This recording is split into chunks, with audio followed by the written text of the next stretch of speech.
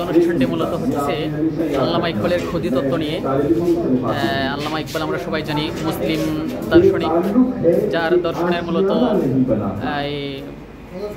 মাওয়াত ছিল আল কোরআন এবং ইসলামকে নিয়ে।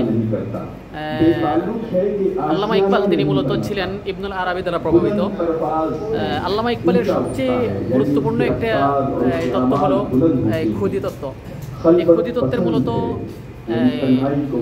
জিনিসটা হলো, বিষয়টা হলো, বা এই ক্ষুদি তত্ত্বের বৈশিষ্ট্য হলো লা ইলাহা ইল্লাল্লাহ, যেটা আমরা কালিমা, মুসলমানের কালিমা, এবং ইসলামের মূল ভাষ্য যেটা লা ইলাহা ইল্লাল্লাহ। এই লা ইলাহা ইল্লাল্লাহর একটি প্রতিচ্ছবি হচ্ছে ক্ষুদি তত্ত্ব।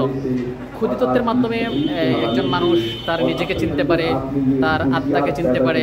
একজন মানুষ কিভাবে তার নিজেকে চিনতে পারবে, নিজের আত্মাকে চিনতে পারবে, এই বিষয় নিয়ে মূলত আল্লামা ইকবাল তার ক্ষুদি তত্ত্বের মধ্যে ফুটিয়ে উঠিয়েছেন। আরেকটা, এখানে আজকে আমাদের অনুষ্ঠানে উপস্থিত হয়েছেন পাকিস্তানের পাঞ্জাবের একজন প্রফেসর, ওনার নাম হচ্ছে প্রফেসর ডক্টর বাসিরা আমরিন। আরেকজন উপস্থিত আছেন আমাদের এখানে সম্মানিত guest professor doctor Wahidur Rahman Khan, উনি হচ্ছেন লাহোরের একজন প্রফেসর।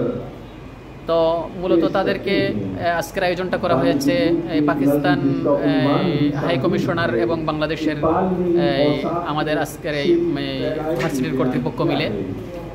এই অনুষ্ঠানে মূলত আল্লামা ইকবালের এই দর্শন চিন্তাটা, ফিকিরটা, তসৌরটাকে ফুটিয়ে তোলা হয়েছে।